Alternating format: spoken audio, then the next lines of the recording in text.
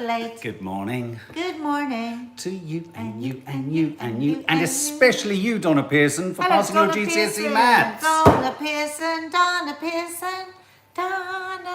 Pearson passed her GCE in maths. GCSE? GCSE in maths. God, there's my dyslexia. I can't even get the bloody letters around the right way. So we want to say an across the board congratulations to all children, all youngsters, all adults, Donna, and all parents of kids and adults who've passed their GCSEs passed this or year. not passed their GCSEs, because it's an enormously stressful time. And Mark and I recorded yesterday a truly impassioned podcast about the A-level results, but actually it'll be totally relevant for you with GCSE results. So please check it. It's coming out tomorrow. And loads of you commented under my rant on my Instagram feed. Mark doesn't like the term rant. And we've incorporated a lot, I think the most ever in a podcast, haven't we? Because so many of you just, oh my God, just spoke with such emotional eloquence and articulacy. And so we had to get it into the podcast. That's out first thing tomorrow morning. Confessions of a Modern Parent, if you've never checked it. First thing tomorrow morning.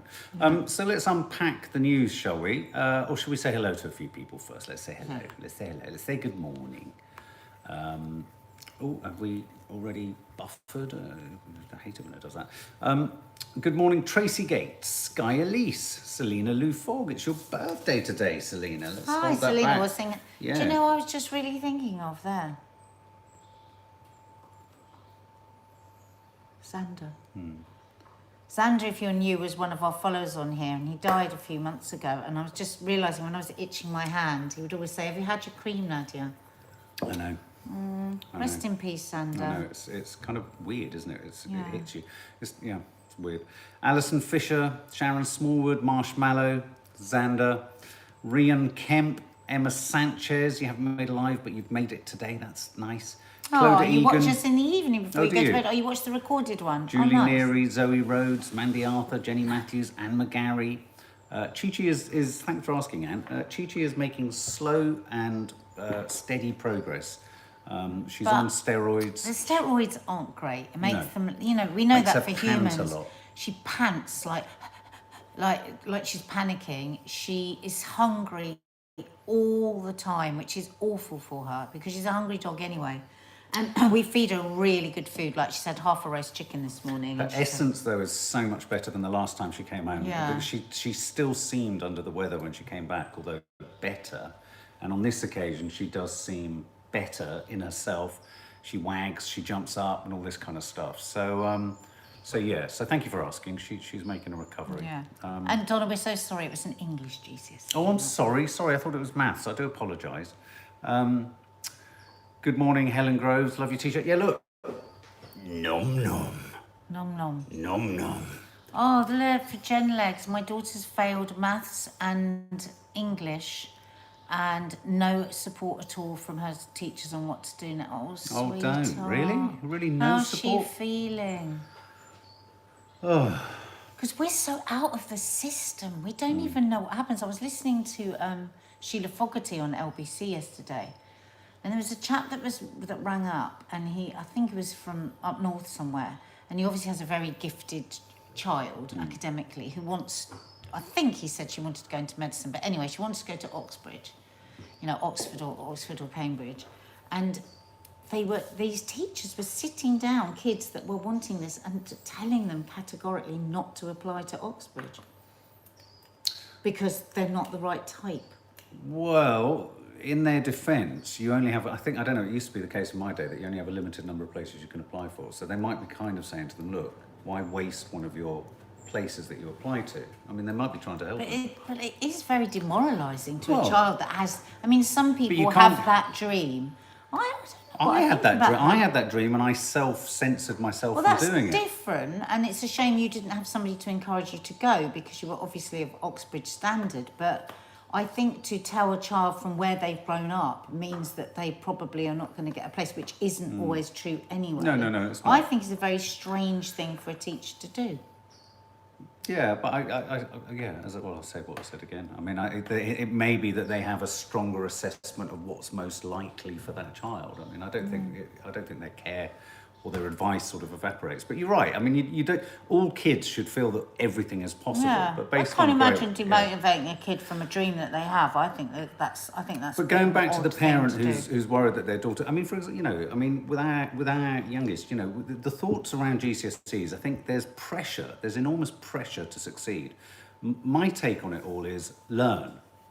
And if you learn well and if you put the work into learning and you have an inquiring mind and you're committed and you don't dick about in class and you don't wreck it for other kids and you're respectful of the teachers and you try your best and you find your subjects interesting and they expand you, if I'm honest, for me, the grades are an incidental detail.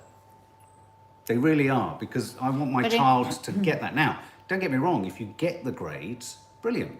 They're going to, RM Jams, got my G. Oh, RM Jams, Well done, you were RM saying Jams. yesterday that you were nervous. You got 4 them. A double stars and 3 high Bs. Really Well good. done, Well sweetheart. done. You've obviously worked really hard.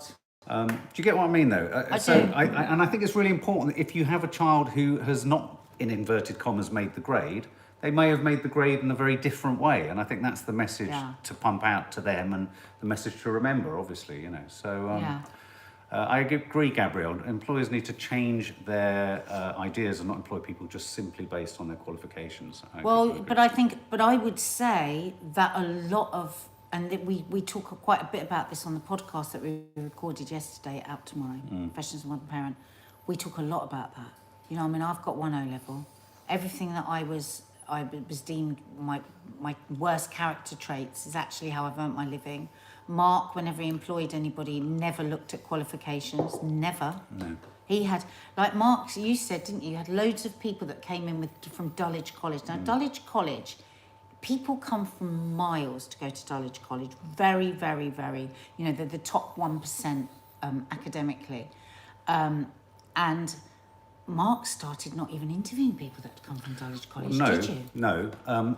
What was we it did there, do, or was it somewhere else? No. What we did do was we would interview them, but you would often be presented with a student or a candidate that, for whatever reasons, wasn't the right candidate for interpersonal skills.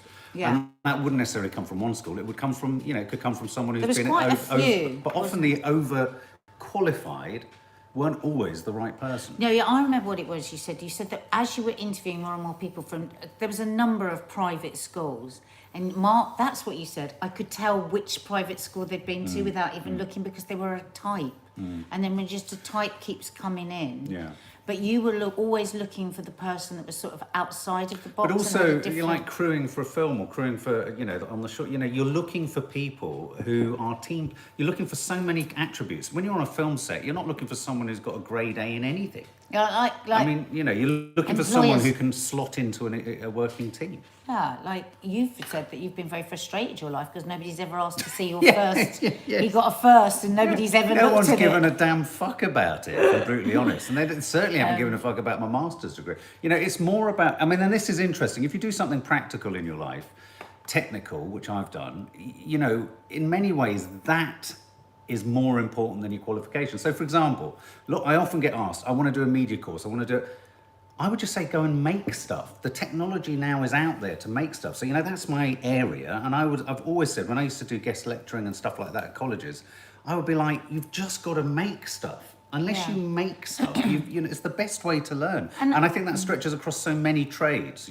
Get into the job, get in. I remember as well, when I went to college, being frustrated that a friend of mine who was as passionate about film and everything had got into the industry that much earlier because they hadn't actually gone to university. Yeah, I mean, but the thing is, some people, the absolute right place for them is university and college and getting those marks and those, those qualifications just are so meaningful and important maybe for the career that they're choosing.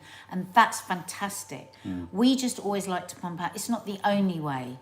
And we do feel quite strongly that often kids are just told to just go on this one track. And if they don't hit those points, then life is pretty much going to be a failure. It's really not. It really doesn't. It's like, grit, determination, loyalty. Loyalty. Somebody that comes in, I notice this at work, you'll have all sorts of kids that might come in and work experience, okay?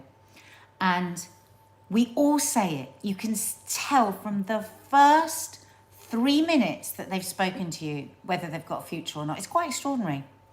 Like, you know, the kid that will come in and go, hello, I'm da-da-da, what can I... And you just go, wow. Because the amount of people that don't even introduce themselves to you, they'll just come in and just start talking to you out of nowhere. Honestly, take these tips, a real tip. Look at somebody in the face. Don't push it. Know when to stand back. Don't talk too Read much. the room. I'll tell you something that doesn't happen enough is reading read the the room, room. yeah. Read the room. You know, sometimes I think a lot of people, young and old, think this is what I am, and they walk into a room and they are simply what they are. And they forget that actually, and you know, when I used to go into so many members of the public's homes, there would be occasions where, certainly when I was working at the BBC, where you'd go in and I would be judging, hang on, I just want to read that. I would be judging the temperament in the home. You know, for many people when you were filming with them, it was like the most exciting thing that was ever going to happen. And you want to make it an exciting experience. And then you'd see a researcher or someone else come in from your crew, or a cameraman or whatever, and they're bruising through, they don't acknowledge the member of public, they don't even say hello, they move all their furniture. It's about reading the room. It's about, and that carries over to sort of extraordinary manners go a very long way. I just wanted to read James Flanagan's comment here. James, don't get me wrong, college is great, but it can be unfair. Example, I was crap at the theory on my course, but I loved and excelled at the practical, as we know. But my grade won't reflect that.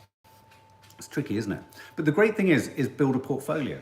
And what you've got to remember is, like Mark says, nobody will ever ask to see those grades. So if you're working hard and doing what you're, you know, and following your dreams and your passions, that's being a success in life, isn't it? Yeah, absolutely. And also, there'll always be naysayers. I mean, there'll be naysayers if you go freelance. There'll be naysayers if you don't have the right qualifications. There'll be naysayers if you say, I'm going to set up my own company. But these are people who are scared of life, and they don't like people. They don't like to see people stepping outside of the standard way of doing things and moving at their own rate. Someone I just saw, sorry, I've lost your name, said that their son, I think, stepped out of college and now has their own roofing company. You know, amazing. You know, you can be innovative and entrepreneurial. The word entrepreneurial always makes you think of Dragon's Den, but you can be entrepreneurial in a much smaller way. Play. Like, I was very entrepreneurial when I was a kid. I used to have little sandwich rounds and stuff. I was making my own way. Yeah, it's a very good point, that entrepreneur doesn't have to mean a multimillionaire. Your child might be an entrepreneur. Your child might be making multiple cupcakes, making cupcakes, get them on Instagram, get them selling it. We have this incredible ability now to set up shop with Instagram. And, you know, look at my sister's example. My sister's been an employee for the last few decades. She was very unhappy in the last, you know, in her last moments. And she's now set up, she's taken that risk, tiny business, tiny kitchen table business, and yes, it's scary and all of that, but she's following her heart and her dream, and she's now an entrepreneur. But also, in another way, us doing this is us following a dream. It's kind of wanting to be able to help. Also, it's a kind of form of earning a living and all that kind of stuff. So it's just a brilliant balance. You know, there are countless different ways of shifting, changing, refocusing. Because let's face it, we all get older, and as you get older, you're less wanted. Not because of your lack of skills or whatever. There are always younger people coming through willing to do stuff for cheaper. And that is a massive problem in our industry. Huge problem in our industry. You know, there's a maximum ceiling for people in our industry that you can reach quite quickly, and then it doesn't go anywhere else. So you look for change. Can I just quickly read as well? Tim Reed, I love this. I love being a driver. I love driving. Yeah. That's it. So, in a nutshell. If your child today is broken with their results, their A-level results, their GCSE, talk to them about what is it that they truly love. Whatever it is, even if it is their video game or whatever, there is some way to make your way in life with the thing that you love the most. There really is. Exactly. I mean, for years, I loved cooking, right? Did MasterChef. And it was Mark that said to me, do a cookery book. And I was like, I can't do a cookery book. I said, why? And he said, that's well, I just do cooking because I like cooking. I do cooking because I like feeding my friends and my family. It's not something I could make a living out of. Had never occurred to me. And yet here I am. How many cookery books? 6, 7. If you hadn't pushed me, he even set up a date with a publisher for me to go and talk to him because I had so little belief. And we met, and I didn't even know what we were meeting up for. Do you remember that? Yeah, I do. Such a good story, that. Very, And I very sat there and I was like, what's going on? Yeah. on New Dream, someone's asking, are you the loose woman who's doing Strictly? Or is that a known secret? Apparently a loose woman's doing Strictly, do you know? No. Oh. HRT question for Nadia, please. Petal cake. Ask it. Yeah, ask it, darling. You can ask me. Yeah, ask Petal Cake. Ask now. Ask and I will answer. She's at college doing beauty and loves it. I think it's terrible. You're obliged to get maths and English grade. My daughter can read and write, but classes are failure because of a number. Oh, Jen, that's awful. So she's got a place in college doing beauty, but because she's failed her maths, she's doing what makes her heart sing. You have to say to her, doesn't matter. People don't believe you about Strictly. Dun, dun, dun, dun, dun, dun. If she is, she hasn't even told me. Dun, dun, dun, dun, dun. Ha, ha. Arnie Schwarzenegger. Let's get Arnie Schwartz. Where is he? You're a schmuck, says Arnold Schwarzenegger as he unloads on anti-maskers and anti-vaxxers. Screen icon and former California governor. Because with freedom comes obligation. Screw your freedom. Screw your freedom. You verged over there. Screw your... Oh, I can't do it now because I've heard your... You have to think German. You know, you have to German, say, German. get to Screw the your chopper. freedom. Get You to must the get chopper to the now. chopper. Screw your freedom now. With freedom becomes responsibility. Because with freedom comes obligations, responsibilities. You cannot just say, I have the right to X, Y, and Z. When you affect other people, that is when it gets serious. Do we agree?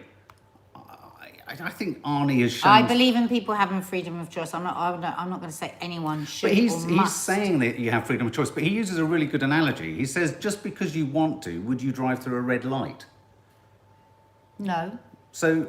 I think it hasn't been made clear enough why, if somebody... Because people say to me all the time that aren't vaccinated, well, why does anyone worry if those people are vaccinated? What does it matter to them if I'm vaccinated or not? So I suppose it's the pressure that we put on the NHS because those that are unvaccinated, the virus could get them. Right. And so I think that's one reason that can be given. But it's like I was saying to you yesterday, Mark, things get so muddled, the messages. So we had for a couple of days scientists saying, oh, we're nearly at herd immunity. And then yesterday you had a number of scientists saying, it's ridiculous, we can never get to herd immunity because of the variants, because a new variant can come and that's a new virus we're dealing with. So I said to you, didn't I, how the hell are we supposed to come to any conclusion? So I've heard that by people not being vaccinated, new variants can grow. But I've also heard if you have some people not vaccinated, you have a better mix of antibodies and all of that because they get natural immunity. Who do we believe? We don't know. And I think it's not clear enough to unvaccinated people as to why it's selfish of them for the rest. I haven't got a clear idea on it, have you? Apart from the overwhelming the NHS if they have to go to hospital. Well, just around masks, I think he's right. I mean, I think there should be no... I thought we were talking about vaccines. No, there should be no masks. criticism of people wearing masks. God, no. And he's using the analogy of, yes, you have the freedom and the right not to, but to shout at and have a go at people who are wearing masks, I think he's trying to draw an equivalence between you wouldn't just run a red light because you think, well, you can if you want to, but you know, you're not running a red light because you've got a sort of burden of responsibility to your society and not killing other people. He's equating the two. I mean, I think the problem here is that now we're beginning to look at the science, you know, is it as risky as we think it was if more and more people are vaccinated not to wear a mask? Are you, just out of interest... Dr. John Campbell, does he explain it well then, Faith? But out of interest, who here is going to continue wearing masks in most settings? Yes or no? Give us a yes or no, guys. Oh, look, Katrina Dimmock, as someone who medically can't have the vaccine, my GP and consultant has made it clear that actually people who didn't have it are helping with the mix of natural immunity. See what I mean? You get those mixes. Yeah. I wear a mask in any enclosed space with people I don't know and no ventilation, just because I think it's a nice thing to do. Yeah, I do too. I think it's really, yeah. And I do in shops, just because I think it's nice to the shop owners too. Because as you say, you don't know who's the person that's not medically allowed to have a vaccine. But whether I totally believe that it does that much, I don't know. But it doesn't do me any harm. And if it makes somebody else feel safe, then I'll do it. Fair enough. But I would like more clarity on the vaccine thing, because when people say, people that I love aren't having the vaccine and I'm fearful for them, and they give me these answers, I don't really have a good answer back. No, I know what you mean. And also, like you say, that the science flips and flops every day. It flips and flops every day. And I think that mixed messaging is why we still have so many people not getting vaccinated, because it doesn't make sense. Hit the like button, guys, if you're enjoying this conversation. Most of you, I think it's kind of about 60% saying yes, they would wear a mask in certain scenarios, and no, you wouldn't. I mean, I am a great believer in that we have to be exposed to germs and viruses. I mean, as you know, I don't keep this house as clean as a pin. I'm not constantly spraying anti-vax and all of this, because I think it's been a disaster for our health and our gut health and everything. The only thing that I do worry about not mixing with people who are not vax is how do we build our immunity to things that we have become quite strong, built quite strong immunity to, like the flus and the colds and the stuff. So I do have sneaking at the back of my head going, could other viruses start to overwhelm us because we haven't been exposed enough to stuff? So again, there's no just black or white answer on any of these things, is there? Oh, Michelle Main, sorry I'm late. We lost Gizmo, our dog. We are devastated. His intestines stopped working, then his heart. Oh, no. Can everyone send Michelle Main a sweetheart. huge hug? We are so empathetic because we've been in that nearly scenario it feels like so many times. In the Even last yesterday, I suddenly got really worried about her again. She seemed to be going... Send Michelle a big, big hug. Big Yeah. hug. That's terrible news. I just popped Prince Andrew back in the news because Cressida Dick was on LBC today saying no one is above the law, and I just think things are just tightening a little bit here. The head of the Metropolitan Police has insisted no one is above the law when discussing the allegations. There's a route, it's been reviewed twice before. We've worked closely with the Crown Prosecution Service, bloody hell, and we're open to working with authorities overseas. I mean, But hang on a minute.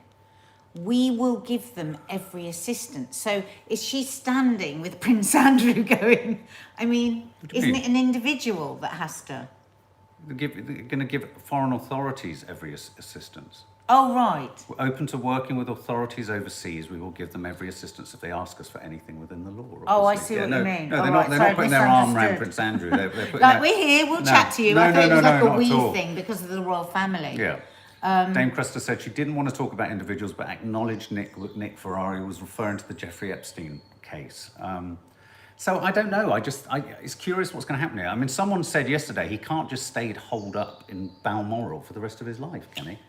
Also, they were saying yesterday this wouldn't have been, he would have known about this for quite a bit. Yeah. This was coming towards him, and her What do you think should happen to Prince lawyer Andrew, was on guys? telly yesterday saying he is going to have to answer these. He's not going to be able to because now the actual case is being brought directly to him. It's not tied up with Epstein. This is a totally separate case. But imagine if Boris had to go to the Queen and say, we're deporting, your son to America.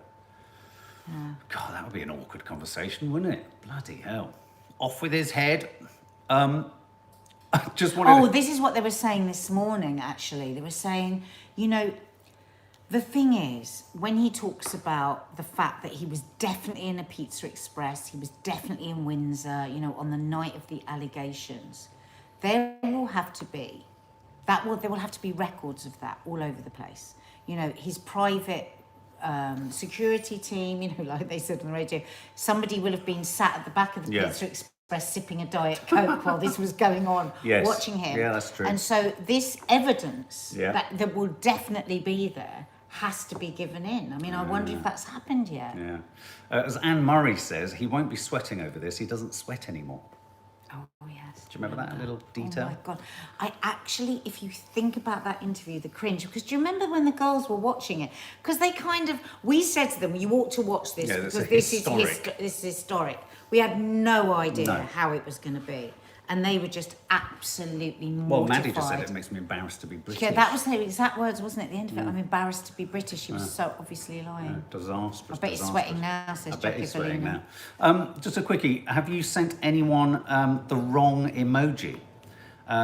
If I'm honest, I don't know what all the face emojis mean. I've sent loads of wrong emojis because I have multiple times sent praying when it means high five. Yes, I do that, but I think a lot of people choose to use it as praying. Yeah, what's the other one that I've used? Apparently, like a scary face is like excited, isn't it? I thought it was like horror and gasp and sort of shock and all that kind of stuff.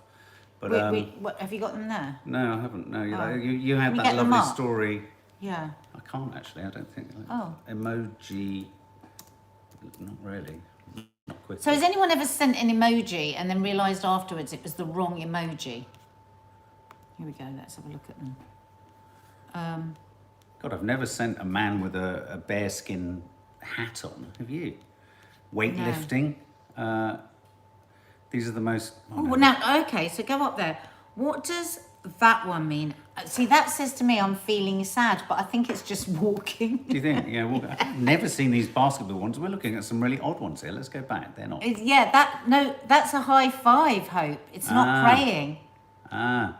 I always use the same 7 emojis. Somebody said, well, kind of so do I, because I can't be bothered to look for them. Yeah, and so all the crying ones, crying with laughter, but I never understand the ones with like a mouth to the side and all that kind of stuff. That's howling with Yeah, laughter. that is. That's rolling with what's laughter. This? Where is it? What's that one? And that one? I always worry that I'm sending really flirty ones, and I don't mean to send flirty ones. Like what's a kiss that's just a non-cheeky kiss, and it's just like a like a French kiss? Yeah, moi. As long as you don't send an aubergine, I think you're okay. Yeah, I mean, I've not actually ever sent that to anyone, actually. I've not even No, sent it's that not. to No, you. they don't know it's not praying. Oh my God, there was one the other day that was such a surprise. Oh God, what was it? I was so shocked it's a at one. kiss. That one's a kiss with a little mouth on the side. See, I think that kiss with the thing, I think that's a friendly kiss. Right. Shelley Silver's just sent. What's that upside down? I like happy faces Nice upside and down. sarcastic. Oh, I didn't know that. I Is didn't that know that. sarcastic? Oh, wow. When you- So, okay, Susie Taylor, what's that kind of kiss? What is that? What's that? Is that a Just a kiss? pale blush, just going, Susie Taylor, can you tell us what that is? Good grief. Oh, look, that's good grief, says Julie Evans. So Julie Evans has posted something with a smile with big glasses, and that means good grief. See, I would say the hand is high five, not the. I always say that's praying. I would No, say it's that's, this. High five. No. I know it is, but that's what I would use as But a if high you five. think about it, when you high five, Yeah, use opposite hands, so there'd be a thumb sticking out. that's very true. Maybe they just haven't drawn that. There's some different ones on YouTube, aren't there? There's lots of expressive ones. The horror one, though, is apparently that's not used for horror, is it? It's used for amazed or shocked. I saw in the story that you sent me the other day. I was entering a competition on the radio, so James Blunt. All you had to do to enter was a clown emoji, but I sent it to my placement officer by mistake. It's James Flanagan. Brain exploding. I like that one. It's like a little nuclear that's explosion a new in kind there. of brain explosion. I've never seen that Oh, that's one it, before. Michelle Main. The one in the middle. That's the that's the one I'm talking about. Yeah. I sent my mum a kiss emoji, the lips emoji, by accident yesterday, and of course her phone is so old it just comes up as data. Yeah. I love that. Old phones, and you send an emoji, it just goes. What does this mean? I use it all the time. Could be anything. Emma State. just that's eyes, no very nose or strange mouth. that you use that, Emma, without knowing. I mean, it's quite a statement. Looks like a button. Does it mean speechless? I'm Maybe. speechless. Mute. Maybe it means mute. Maybe it means I can't talk. Starstruck. Starstruck, maybe. Yeah, but we all know about the aubergines Oh, one. I'm so sorry, Charalou, who lost her mum 6 years ago today. Oh. Sending you love. Sending you. Can we send Cheryl a big hug? Gabby Roos, the wedding company I work for once did an Instagram post of a newly married couple with the caption, "When two become one," and instead of this emoji, they used this emoji. That's a great I one. can never find the middle finger on my phone in my emojis. Oh, God. Oh, that's us so- youngsters use this skull face as a dying of laughter face, but adults use it when someone's died. Ah. That's what I read Oh, somewhere. died laughing. Oh, wow. Now, I thought we'd really leave you. Can we write Helen, because it's her birthday, Oh yeah. so we can I thought we'd really leave you on an up, on a positive story. Annie Brown, yes, the cupboard doors are still closed, but not completely. NASA has said that an asteroid called Bennu, the probability of it hitting us has gone up. to a 1 in 1,750 possibility. Struck by what? And a massive asteroid that will wipe us out. They think it will happen sometime in the next 200 years. And the bad news is there's a slightly greater chance of it hitting us than previously thought. It was 1 in 2,700. Let's just hope as it gets closer, it doesn't go up to 1 in 5. Can you not tell the kids this today? Yeah, no, I'm not going It's really to. hard trying So to keep an them asteroid straight is going to now. hit us, possibly. Thank you. Okay, so 2 birthdays. We've got Selena Lou Fogg and we've got Helen. Happy birthday to you. Happy birthday to you. Happy birthday, dear Selena Lou Fogg. Happy birthday to you. And Helen, did you say? Happy birthday to you. Happy birthday to you. Happy birthday, dear Helen. Sorry, I lost that. Happy birthday to you. Oh, guys, hit the like button if you've enjoyed sitting with Yeah, us. come on. Only 163 of you have hit the like button underneath us. Let's get that to 200. Look, there's a Marx Brothers emoji. Oh, I that's like a that good one, Jackie Valino. A cowboy, I like that. I like the one with the little hat and the little kind of party poppers going on Anna, around good it. luck for your brother. Yeah. Come on, 200 likes underneath me. Let's Come update on, it. hit Come that on. like button. Oh, 194. Come We're on, getting there. 97. Getting there. Oh, it's painful. It's agony. It's like 98. it's the sound you make on the Lunads. It's the face she makes on the Mark! There we go, 208. Have a lovely day, guys. Lots of love. Love ya. Bye. Big hugs. Bye.